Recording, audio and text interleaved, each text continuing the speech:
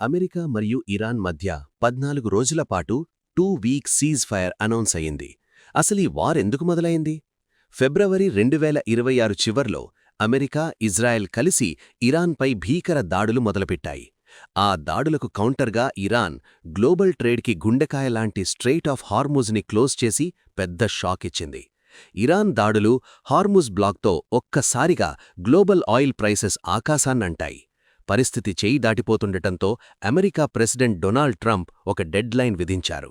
Strait of Hormuz open చేయకపోతే Iran energy మరియు power ప్లాంట్స్పై బాంబుల వర్షం కురిపిస్తామని గట్టి వార్నింగ్ ఇచ్చారు. కానీ సీన్ సడన్గా మారిపోయింది. ట్రంప్ డెడ్ లైన్ ముగిసే సమయానికి ఇరు దేశాలు వెనక్కి తగ్గాయి.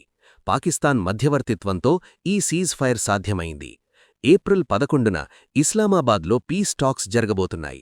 14 రోజులపాటు దాడులు ఆపుతున్నామని ట్రంప్ ప్రకటించగా ఇటు ఇరాన్ కూడా తాత్కాలికంగా ఆపరేషన్స్ ఆపడానికి ఒప్పుకుంది.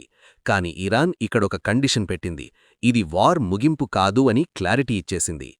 అంతేకాదు, యుద్ధం పూర్తిగా ఆగిపోవడానికి ఇరాన్ ఒక 10 పాయింట్ ప్రపోజల్ని అమెరికా ముందు పెట్టింది.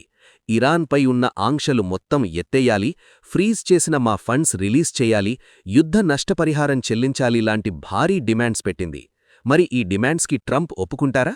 ఈ 14 రోజుల్లో ఇస్లామాబాద్లో ఏం జరగబోతోంది? ఈ సీజ్ ఫైర్ పర్మనెంట్ పీస్కి దారితీస్తుందా, లేక 2 వారాల తర్వాత మళ్లీ విధ్వంసం స్టార్ట్ అవుతుందా? దీనిపై మీ అభిప్రాయం ఏంటో కింద కామెంట్స్లో ఖచ్చితంగా చెప్పండి.